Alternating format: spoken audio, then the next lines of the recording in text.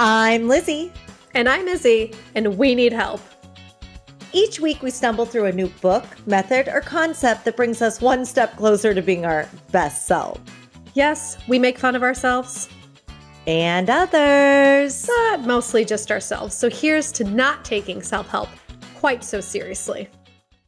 Welcome to We Need Help. I'm Lizzie. And I'm Izzy, and today we have the fabulous Doreen M Conaway. So excited. Doreen, Welcome. Please introduce yourself. Welcome.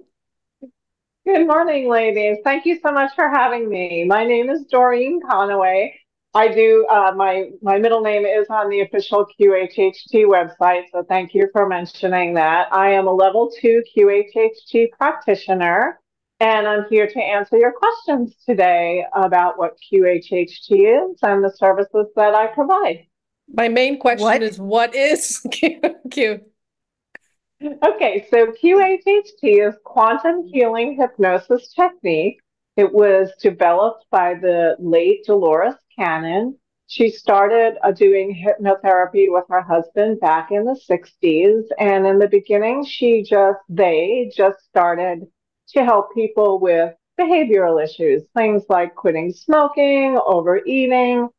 And they stumbled upon during their process that people were tapping into past lives during some of the hypnosis sessions. So Dolores worked on fine-tuning the hypnosis technique, now known as QHHT for short, to facilitate people with discovering things that are going perhaps not so right in their lives. Perhaps they have health issues, they have issues with money or relationship issues.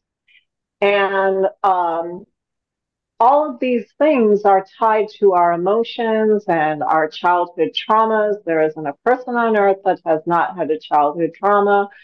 And by going into these past... Oh, guilty. We know, girl. Sometimes the triggers still pop up today. We're ever evolving, aren't we? Yes. So through the process, basically you tap into your higher self. I'm not sure where you ladies are on your spiritual journey, but we're all one, we're all connected, and we're all the way. We're all the way on the spiritual journey. We're on the journey. That's right. What a journey it is, huh, ladies?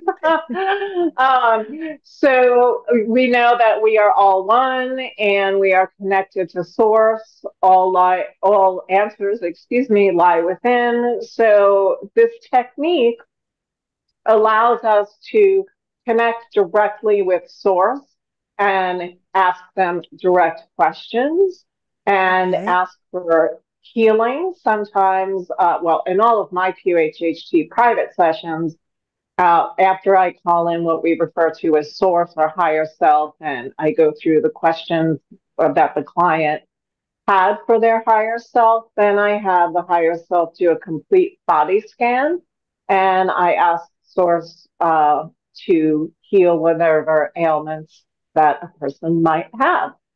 So that's a snippet of what my private sessions are. And then I also do group regression sessions, which is more just like a fun introduction into hypnosis. It's a lighter level of hypnosis. I go really deep into what they refer to the theta brainwave status during my private sessions. Some people can slip into theta, and I'll explain what theta is. So we naturally, a lot of people might think erroneously that they can't be hypnotized. We are hypnotized every day, multiple times a day. We go into different brainwave lengths.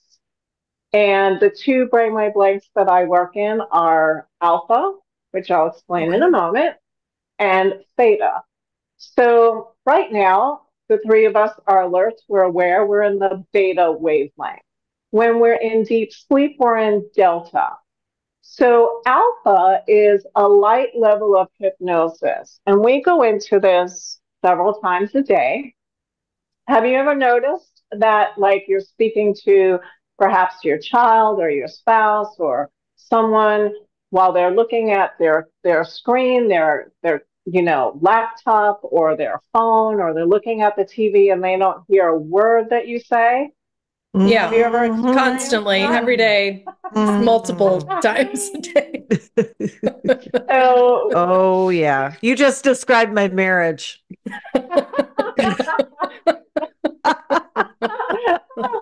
well, I'm just kidding about that, but it's when Lizzie wants to talk to Jason, she sends him a video of what she wants to say. I love it. That's so creative. I wouldn't do it. But essentially, like 60 minutes, 60 seconds, it steers me into watching. You girls are a scream. I would love to hang out with you more often. We're more fun than meets the eye as well. It's pretty scary. My goodness. 60 seconds into watching TV, we go into that light level of hypnosis, and the advertisers, they know this with the subliminal suggestions. Also, you go into alpha state, which is a little scary. Whenever you're driving to like the same place, a repetitive place, like and you're not really thinking about it. You're just kind of Okay, I'm embarrassed to say this. I've gone 4-hour trip and not know how I got there. Well, you were in the alpha brain wavelength. Happy driving, people in Southwest Florida. Happy driving. And it's all of us. It's pretty scary. The theta, the deep level of hypnosis, we enter into twice a day. It's right before we go to sleep at night and right before we wake up in the morning. So a little tip about that, if you ever want to connect to higher source and ask them for a question directly that maybe you're not getting in meditation, right before you go to sleep at night, before you feel yourself going in, ask the question, and most likely an answer will be revealed through your dreams. So why is the source on that wavelength? Why is that the time why is that wavelength like right before we go to bed? Like what's the... It's just our vibrational frequency that allows us to connect to source when we're in that wavelength. Great question. Yeah. Is it because like I'm imagining it's because we're turning off like our analysis, active thought. We're just kind of like our brains are more open.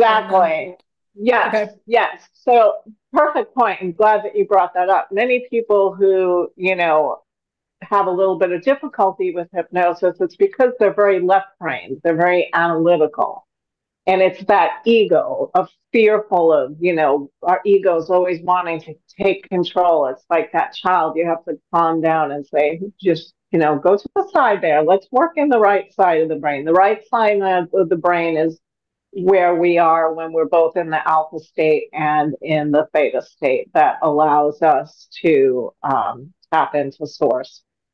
So Doreen, I love all this, but I'm like so curious how you got into that. Like, would you mind sharing your personal story, how you got into all this? Yeah.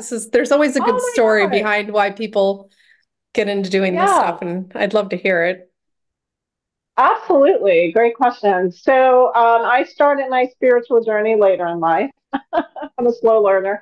So I started like towards the end of 2020, and I started following this personality and ended up watching one of her podcasts with a woman named Von Galt, who is also an author. And I was interested in her. She wrote a book about Buddhism, and I read the book. And when I read the book, I discovered that she is a QHHT practitioner. And what she mentioned in the book was that QHHT is like a cheat code for life. And I thought, that's interesting. And God loves a shortcut. That's how I did. That's how I've done all of this in my life. I'm life hacking nonstop. hey, we got to do it, right? So we don't have then enough time not to. That's the way I look at it. Like, we're not here long enough to not take the shortest from A to Z. It's got to be the shortest route. So I love shortcuts. Exactly. And so then I started attending a spiritual center here in town, and I met two other QHHT practitioners. And as you know, there's no such thing as coincidence. Everything happens for a reason.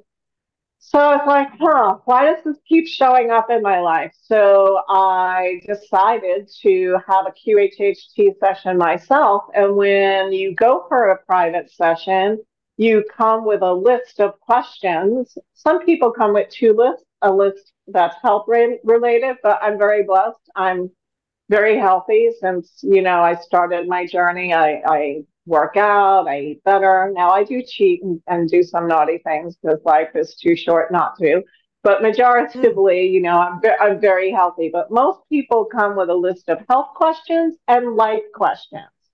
And while they're in the hypnotic state on their behalf, I ask the higher self and the client, the message comes through to the client while they're in hypnosis, and they are verbalizing the answers. They're telling me throughout the whole hypnosis process what is happening, and that is recorded for them, and they get a copy of that recording, and each time they listen to the recording, they get additional healing.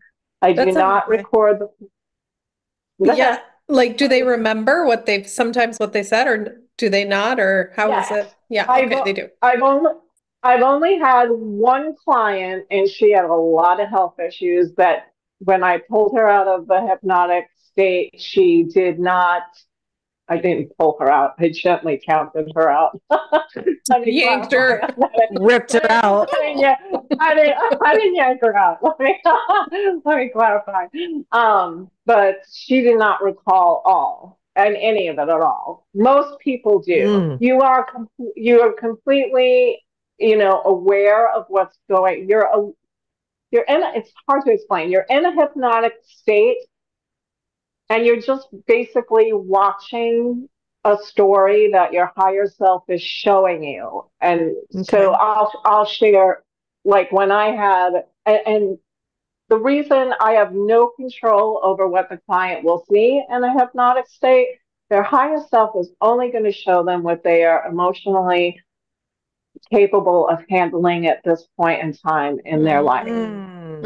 So it's because the higher self is always going to protect you, but you will see patterns. And my judgmental self says there's a lot of emotionally retarded people out there that probably don't see much. Was that judgmental? Who's to say? You can't handle the truth. You can't handle the truth. Did you order the code red?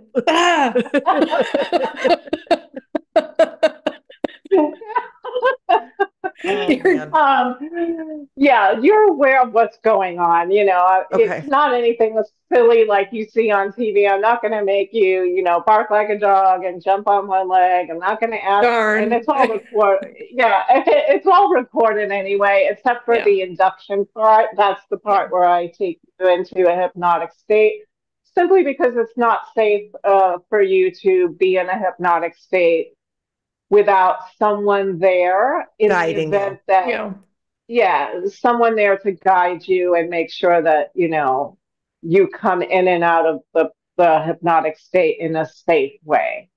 So that portion is not recorded. And then each time they listen to it, they get additional healing. And it's just like a dream, ladies, really. They'll remember... But just like how you remember a dream for a short period of time when you wake up and poof, it's gone, or flash, it's gone. So this way they have a recording, and the first time they listen to it, they might not pick up on something. So that's why I recommend, picking up on it several times. I definitely saw a pattern. I've had 2 QHHT sessions. One that helped me determine. So I got sidetracked. Yeah, no worries. And my QHHT It happens all the time. um, I asked my higher self, and my first one is QHHT, the path for me, and my higher self emphatically said yes. So I decided to start taking courses and go through my internship, and I am now at a level 2. There are a total of 3 levels. Okay. And eventually I will be at a level 3 practitioner. That's amazing. Oh, go ahead, Lizzie. What kind of desperate, if you don't mind me asking, don't have to answer, because I find that the best solutions for me, I've always found in desperate times. Were you in a desperate state when you decided to do QHHT? Because, I mean, like I was in a desperate state when I tried crystal therapy. I was in a desperate state when I tried, any solution that I've come to, therapy or anything like that. Was there a reason that you were like, you know what, I'm going to try this crazy QHHT? I wouldn't say that I was in a desperate state. I was in a fed up state. I just working for corporate America, especially in the healthcare industry in the United States healthcare industry, it's always paid the best. So every time I tried to get out of the healthcare system, the traditional healthcare system, like in the Godfather, every time I try to get out, they pull me back in. But I started out in nursing homes. I saw people that had means be drained of all of their means and end up on state assistance, just like, people that never prepared. And I just, it didn't resonate with me. And I'm a holistic person myself. I love, on the rare occasion that I do go to a doctor, when they ask me what medications I'm on, I'll be 59 in November, and I tell them that I'm on none. They look at me like I'm a Martian. They do me, and I'm 46, and they always it's just, I feel like if you connect with the medical industry as it sits right now in America, you're kind of like mental. If it's right in any way, shape, or form, it's a real problem. So it must have been a moral compromise. Yeah. I was so shocked when I moved to Europe, so shocked that they don't prescribe antibiotics for everything. They just don't. And I was like, I remember the first time I was I had a cough. I went to the doctor and she's like, vitamin C and garlic. And I was like, what? Because in the US, they just antibiotic, amoxicillin, so it's different lifestyle. Yeah. Well, the pharmaceutical companies, it's not profitable to America for us to be healthy, unfortunately. The pharmaceutical companies kind of rule the politicians, in my opinion, my humble opinion. No, that's not your opinion. That's a fact, Jack. And, there's actually Dolores Cannon. I encourage you to Google her. And she talks about this in all of her recordings and training. The higher self always says surgery is not needed and drugs are not needed. Things can be cured, holistically, and people have Doreen, been cured. Your boobs can't get any bigger without surgery. I'm just saying.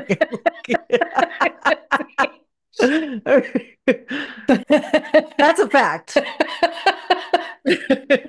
Well, okay. The cure for small breasts is not holistic. Yeah, sorry. But surgery in that, repairing physical ailments. And what I've also learned along this journey is that all ailments or dis-ease are tied to unresolved emotions. And I agree with that. Louise Hay, I loved her book. I was like, ooh, I was always looking up, if I ever had anything, I was always looking up the emotional source. that was one of the books that I read in the beginning of my spiritual journey. And also Julia Cannon, who is Dolores Cannon's daughter, who is continuing on the training. And a lot of the training is videos of Dolores Cannon. She also wrote a book called Soul Speak that also talks about how emotions show up in the part of the body. Also, just so you know, a little tidbit, if something is affecting you on the left side of the body, it is either something in the past of this life or a past life. And anything that's ailing on the right side of the body is an emotional issue that you're dealing with currently. Interesting. Really interesting. Yeah. Hey guys, remember to go to We Need Help, the podcast, for all different kinds of stuff like our swag. You can find the episodes, you can find the books that we're focusing on, all the methodologies. Please go to We Need Help, the podcast today and enjoy the rest of the episode. I'm going to just ask like layman's questions because I don't know about this, but I'm super interested in. So first of all, do you have to do it face to face or can you do sessions online? It's face to face. Okay. No, it absolutely is. You know, if you follow the teachings, it is absolutely forbidden. Just in the event that the client might see something a little unsettling, that you're there to monitor their body. The whole time that the client, my one-on-one session, just so you know, and then I'll give you some information about my website that goes into detail as well, if that's all right. But the hypnotic portion of the session is no more than 2 hours, because when we take you out of the hypnotic state, you're a little bit groggy. I always recommend that a client bring a little snack to ground themselves before we talk for a while before I allow them to get in the car and get out into public, get out of that hypnotic state. So we don't keep them in the hypnotic state more than 2 hours, or I don't keep them in the hypnotic state more than 2 hours. I do my private sessions in my home because I can control the environment. I have a very relaxing Zen environment. I can control the noise, because we don't want, to be interrupted. So, I'm sorry, go back to the question again, because just wondering if it was online and in person, and you answered that. No. You have to absolutely be there to watch how their breathing is, and to count them out and be there for them in the event that their higher self, showed them something that was could be a little bit unsettling. But again, what kind of things? Go ahead. Yeah, I was going to ask the same thing. Yeah, what's something that could be unsettling? Well, during the hypnosis part of the session, I take the person into up to 3 past lives. It really depends on really no more than 2, how in detail they are. But once they are entered into a past life, I take them to where they live so they can see, their environment. It also gives an idea as to what time frame they have gone back into. Sometimes some people go into the current lifetime in the beginning, into the past. So I always advance them, or take them back rather to a past life. And then I take them through a series of important days in that lifetime to see what is happening, because that will often give clues as to what might be happening in their current lifetime. And then I always take them to the last day in the lifetime of the past. Because oftentimes how we pass in a previous life affects this life. So I'll give you an example of a client session that I had, and I can do it because I'm not mentioning any names. And again, everything is completely... We will be posting her picture later. We'll be posting her. Well, just kidding. It was a male, but he came to me with. In a past life, he was a male.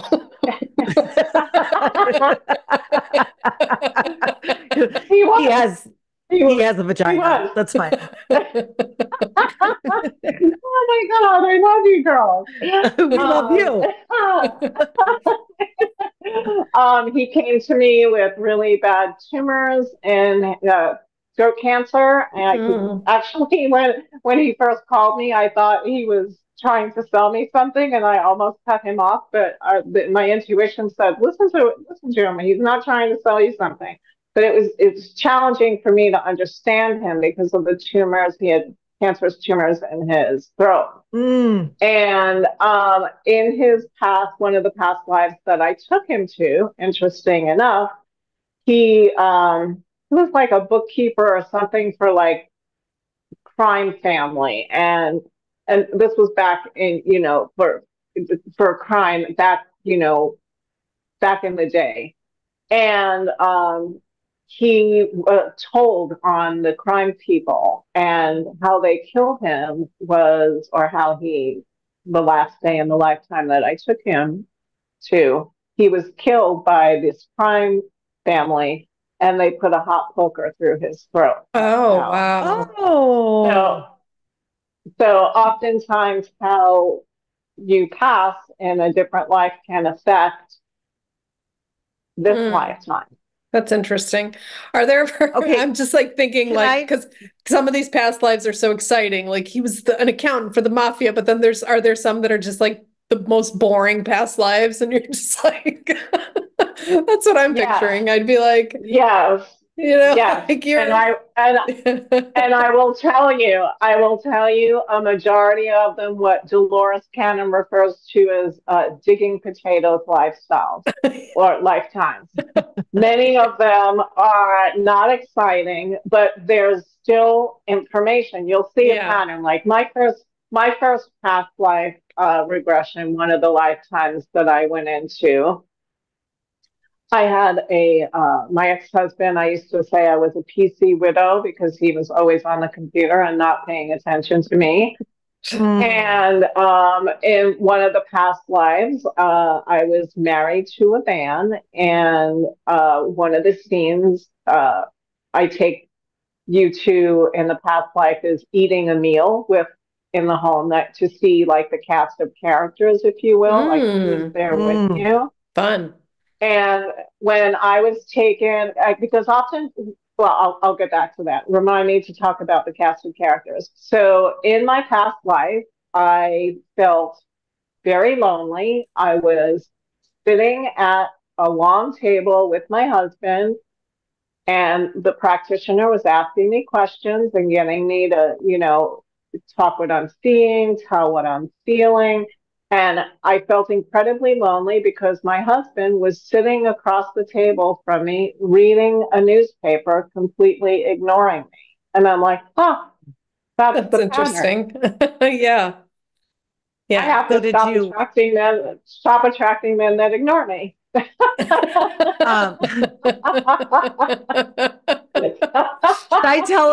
Should I tell her about my theory about Jason in my past life? Sure. Yeah, I want to hear this. So, I mean, I know this, but yeah. So when I was in crystal therapy years ago, I've always been attracted to everything French, everything. It's like stinky men. No, I'm just kidding. But I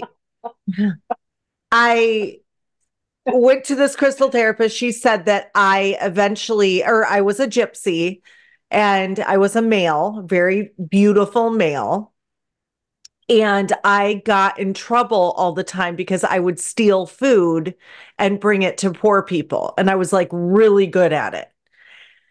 And the king always, he favored me because he like gave me chance after chance after chance to quit. And I would not quit. Like I just kept doing it. And he eventually was put between a rock and a hard place. And he had to decapitate me. He had to cut off my head. So there is something inside of me that remembers looking up and seeing my husband's eyes. He was the king, and he felt terrible about it. And I forgave him about it. Like, I knew he didn't have any choice. He kept giving me chance after chance, and I just wouldn't stop. But for some reason, I think it was him. And go ahead. That is probably very valid. So that's when I started to go off track, which sometimes I tend to do. The cast of characters. So we, in between death and life, we go to in front of a panel, if you will, and we do a review of our life. Life is just a school. We signed up for lessons. We signed up for our traumas to see, and if we learn our lesson through the traumas that we signed up for in this lifetime, then the next time we get to advance, if you will, to a higher level. Ultimately, going back to source and so now that I know this, I'm like, I'm learning every lesson I was signed up for. So next time is a walk in the park. But you have the cast of characters as well. So the people that you've hurt in this lifetime, you'll see their perspective, and you'll be, oh, we signed up for that lesson together, and now we know. So like the point I'm trying to make is that's why it's important to, in the past life, is to determine the cast of characters, because oftentimes, like your son in a previous life, maybe your husband in this life. Does that make sense? Yeah. So we have their soul contracts. We have soul contracts. Yeah. We just had Candace on for soul contracts. So she explained all of that, and that's coming out next week. Yeah. Wait, do you guys can I give you another mind-blowing moment right now? Yes. Yeah, sure. Today is Dolores Cannon's birthday. We're recording on her birthday. Oh, I do not know that. I just Googled her because you mentioned Dolores Cannon, and she was born on April 15th. So this is meant to be. First of all, I'm shocked that it's April 15th because I did not know the date. And that is just magic. It's magic. There's no such thing as coincidence. There is not. To meet Lizzie. Yeah. I was supposed to meet Lizzie. This was supposed to happen. Yeah. Divine intervention. Everything's happening as it's amazing. Even in the crappy times. And I actively remember, because I love being on Earth. I actively remember being on Earth, and when they were saying, "Do you want to learn this? Do you want to learn that?" I was like, "Yeah, I'll take that." Baby die, sure. I'll take an alcoholic mother, absolutely. Being abandoned by my father and of sorts, sure. I mean, anything and everything to get back here. I was so impatient that I signed up for everything, and I didn't. I was like, okay, yeah, I can handle that. Yeah, I can handle that. Yeah, I can handle that. Guess what? I wasn't handling it that well for a very long time. Well, no, because, we don't, the tools that, when we come into this lifetime up to the age of 6 or 7, we still kind of remember the other side. We're sponges, we're love, we're not tainted. And then when society is like, oh, hush, you didn't see that, you don't see grandma.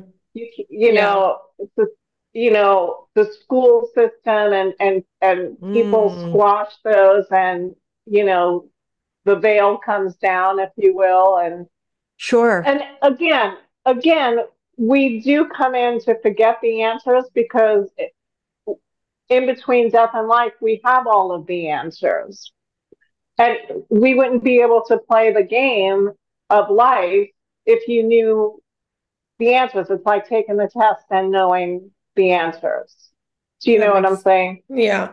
You really wouldn't learn, if that makes sense. We come here to learn and master lessons, and if you don't learn what you sign up for, guess what? You get to come back and it's even harder the next time. So do That's these why I'm sessions like facilitate learning a little quicker? Like if you're, for yes, example, me, yes, I feel something in my body, but I'm afraid to do something about it.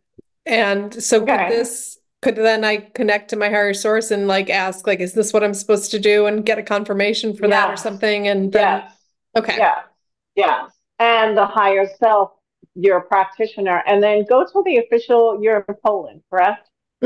Yes. Go to the official QHHT website and go to the Find a Practitioner link, and you will find a practitioner in your area Okay. that can do a session for you. I'm gonna do one. I'm gonna do it. They need to be done in person. Yeah. Yeah. Yes. Well, I'm gonna see if I'm gonna see if I know somebody who will do it for me. You know, I'll do it for you, So- Lindsay. I have a question, Doreen. So is there a possibility that it's not the higher self speaking to you and you're just like you yourself are making stuff up, or like can like demons or like bad entities get in there? Like how is that? Doreen, she's Polish. We have to, I mean, she has to like What about the demons? tends to lean towards the war side. I don't. That's all right. That's okay. So, oh my God, so funny. Can you repeat the question? Because that's not good. I remember the part about the demons. Yeah. But not the part before the demons. The part before the demons is like, what if, because you're taking people into past lives to connect with source. So what if they're just making stuff up or yeah. So that's your ego. And I don't like to refer to it as what Dolores Cannon refers to it as, but I'm going to. Dolores Cannon refers to the ego as Mr. Stupid. So it's part of what I talk about. My sessions are 4 to 6 hours, and it starts out with the interview for 2 to 3 hours. It depends on how much the client wants to talk about. And then we do the hypnosis portion, no more than 2 hours, and then we do the wind down at the end.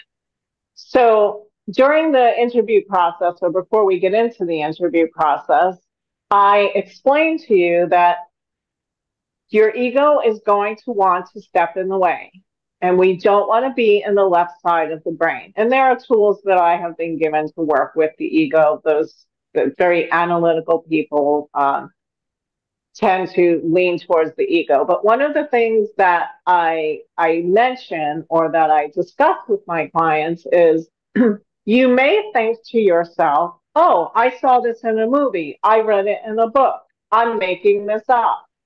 That's the ego not being fearful. So ego has its purpose.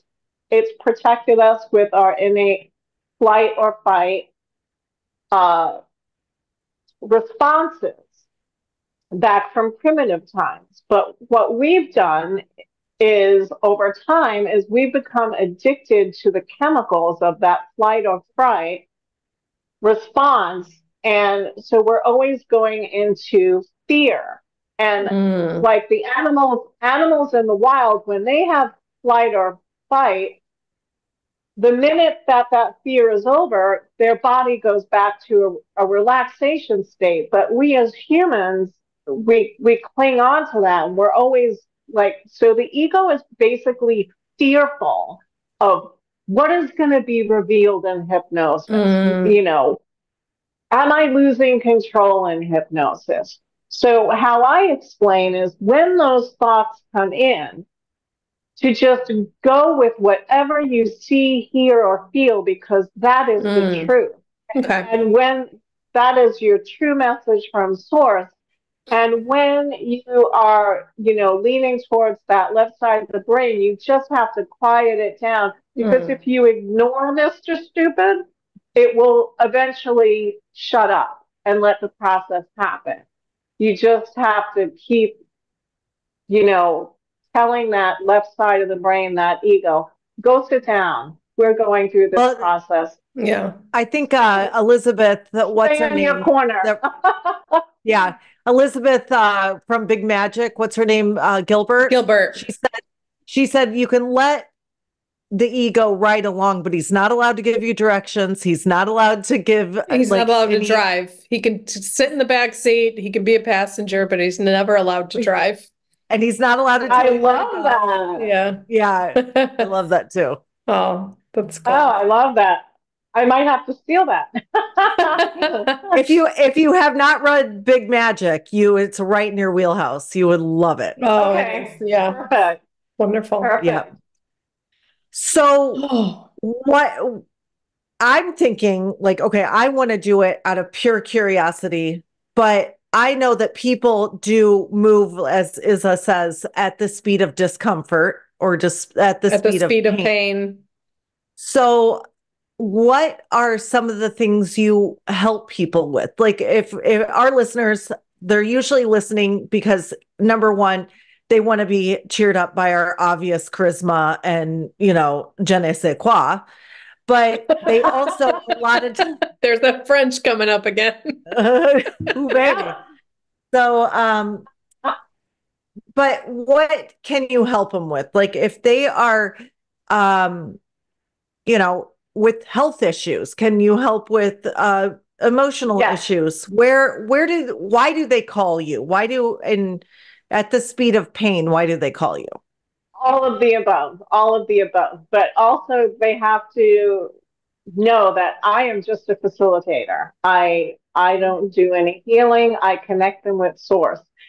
And a good portion of what they're going to get out of the session depends upon themselves. They must believe in the process, and healing does occur. So you must believe in it, or like? Well, you can't go in with a negative mind thinking this isn't going to work, because our thoughts create our reality. Our thoughts create our reality, and they have to have some amount of faith and desire to heal. So Dolores Cannon mentions, that oftentimes people say they want to heal, but if there's a benefit to them to not healing, such as perhaps people sympathizing with them over their diagnosis, they might not be really receptive to healing. Well, a lot of people are addicted to being the victim. They're addicted. Yeah, addicted to self-pity. Yeah, exactly. So you have to really want it, and then, the healing will occur. I don't have any control over what happens. The higher self can and does heal during a QHHT session. Sometimes I will ask them if they've healed whatever's going on during the session. And I really say, can you get it done within this session? Sometimes they say they're going to have to continue to work on my client after our session. So I'll ask how many weeks, how long will it take for it to heal? But again, the beliefs got to be there, and the true desire. If you're comfortable with the victim mentality, and and there's only one other time that the higher self will not heal, and that's if it was a karmic contract that you agreed upon coming into this lifetime. So, can you help us understand the karmic contract? Because I believe I was as shitty of a person as I am today in my past life. So I don't see that in you. Not in this, or maybe in the past life, or maybe in the past of this lifetime, that I don't see you as being a shitty person right now. Well, I'm just saying I also have another, I have a couple other questions too, but why don't, karmic contracts have me scared. So don't be. You've signed up for it. So essentially, what Dolores talks about I'll tell you as an empath, my experience the first time I saw someone in a wheelchair when I was a child, I got weak in the knees. But when someone chooses to come into this lifetime, what is the politically correct word to use? We don't do a lot of that. Okay. So yeah, just don't worry about it. Okay, good. Okay, good. So if someone comes into this, a child is born with a disability, they've signed up for it. And so Dolores Cannon always says when she sees somebody with a disability, she always acknowledges them and says, "Oh, you really signed up for this one." So basically, remember I spoke to you that there's a life review with the council in between death and life. Yeah. So you make a plan of what you're going to accomplish in the next lifetime. Are you coming back as a male or a female? Are you coming back, heterosexual or, not heterosexual? Are you coming as black or white? Are you coming rich, poor? Are you coming back to Earth? Are you going to another? Okay, this aligns. This aligns. You set this all up. So, and again, remember, it's a school. So you're basically getting a report card and you're like, okay, so the next courses I'm going to take next semester, if you will, to put an analogy, is I'm going to clear all of the bad shit I did in this lifetime. Maybe I was a real asshole and hurt people. And so to clear that up, I'm going to choose to be disabled in this lifetime to clear up that, because you don't get to be shitty and then come back and have a beautiful life. You got to pay. What comes around goes around. What comes around goes around, if you will. But it's I'm asking for a friend, but is like being judgmental? Are you like, then you have to pay it, like, or is it like murder? Judgmental, you're not. I mean, it's just if you're just hurting people in your brain, then it's not real. Like if you're just thinking bad thoughts. I remember when I had to do my fourth step with my sponsor, and I had to write down like all the way, or no, eighth, where you write down all the ways you've hurt people.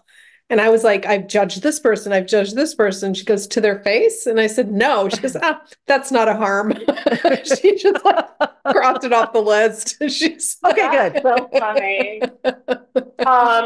So let me give you an example. So Dolores talks about in the group regression training, because I also do group regression training, which is just in the alpha state. And it's just a fun evening to get people a little bit exposed to the hypnosis, to a light hypnosis, and so it's I have several workshops. We'll have to do that. Venues, yeah, absolutely. We'll do that. So,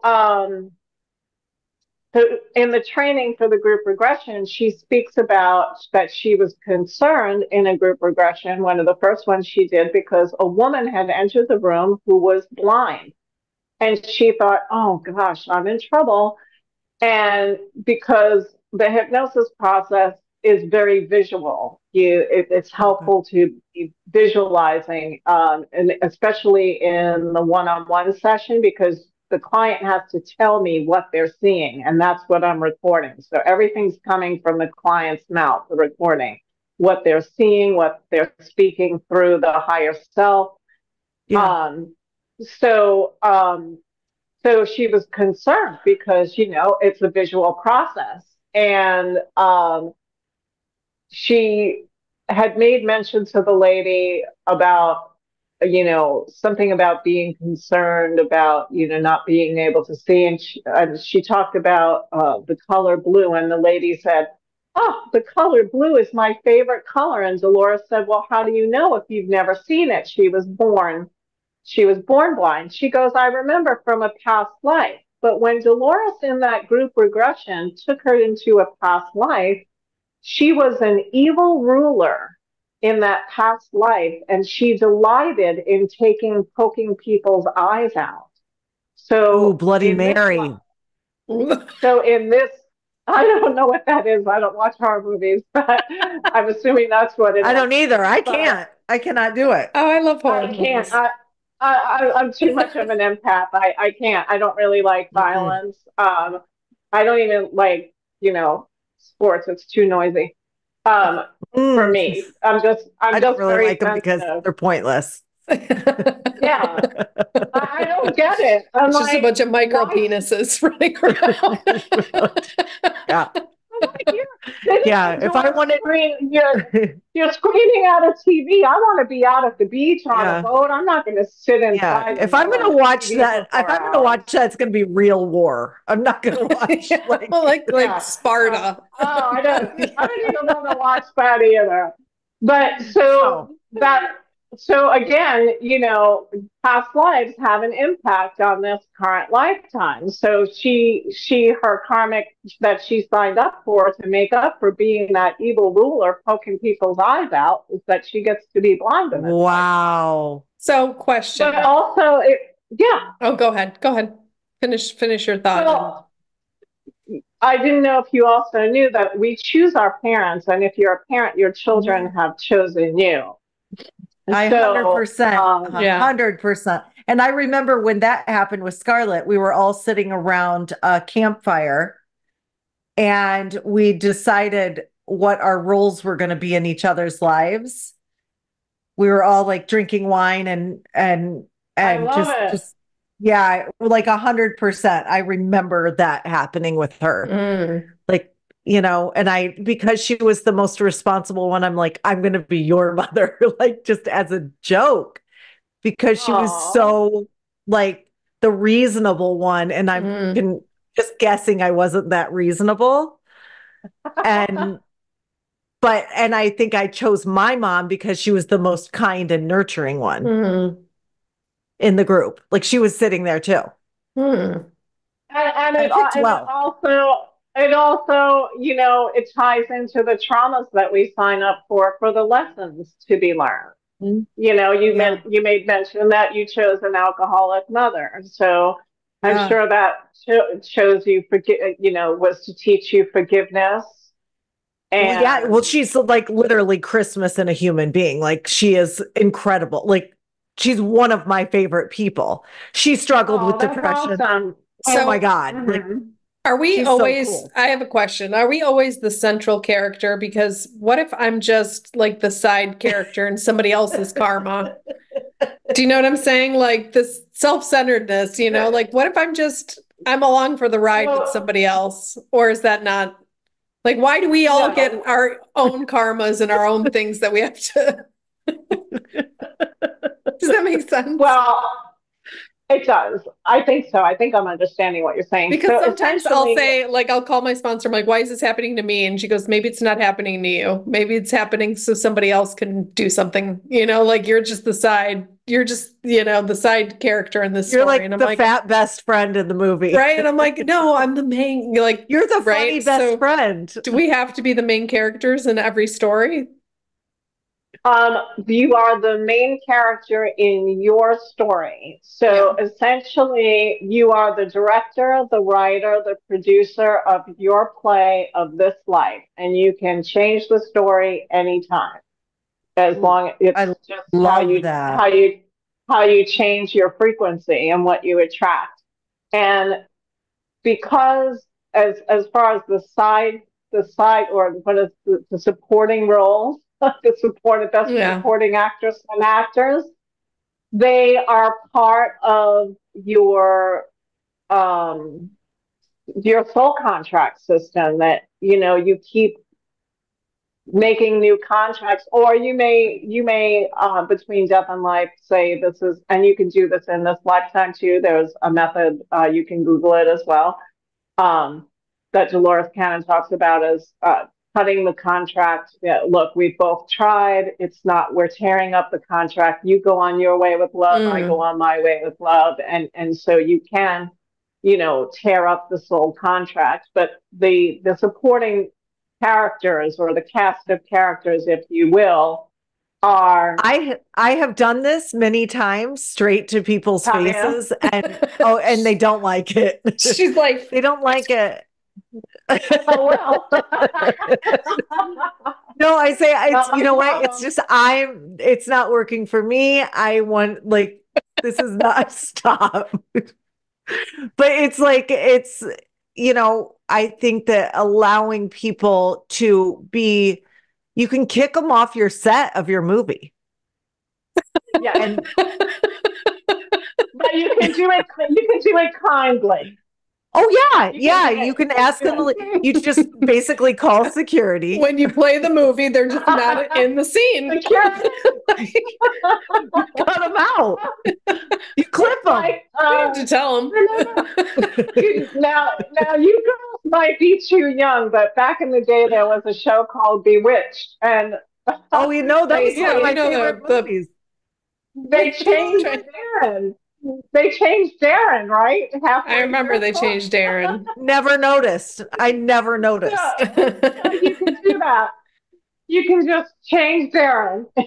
Yeah, you can change him. My mom and Aunt Kate said, that's just remember, all they are is a head on a stick.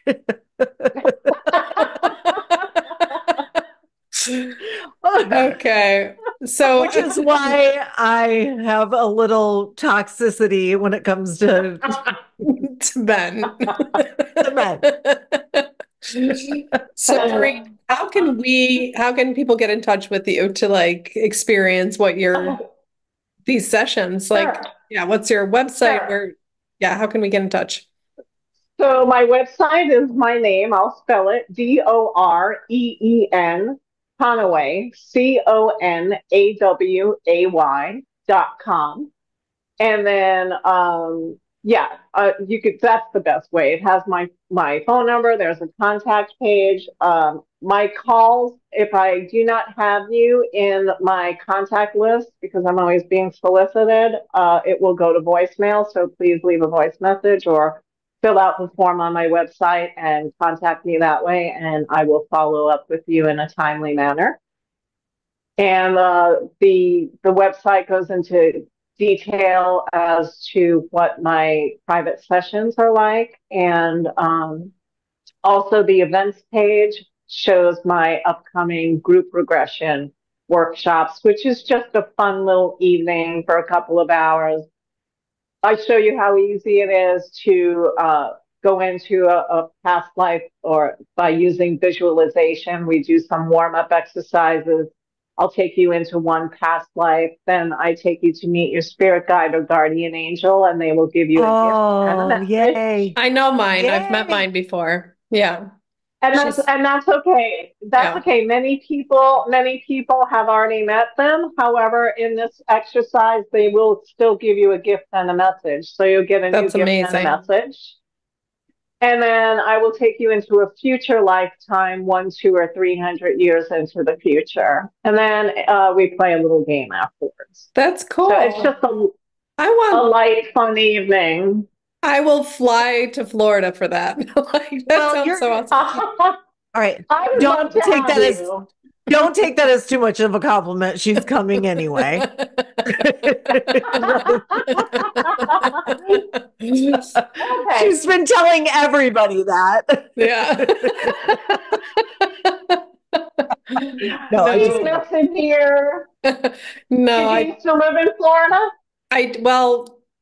Part of the time. So my parents split up, and my mom got money.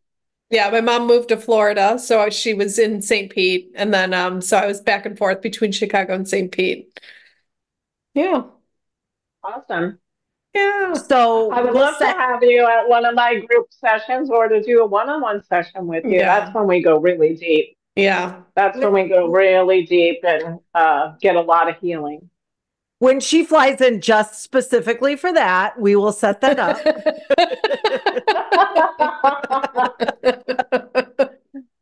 I want to I just want to personally thank you for coming on to like, you are so much fun. And I am so excited about trying this. I want to get in the I want to get in before I go to France. I really do.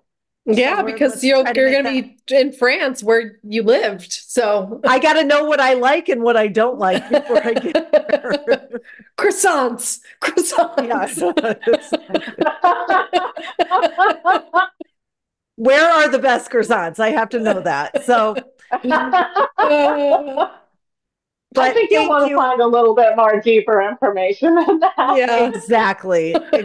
I'm keeping it light, but I know it's going to be a magical experience. Yeah. I cannot wait to, I knew the minute I met her I knew she was magical. Yeah. Like, one of those people. So sweet. Yep, I mean it.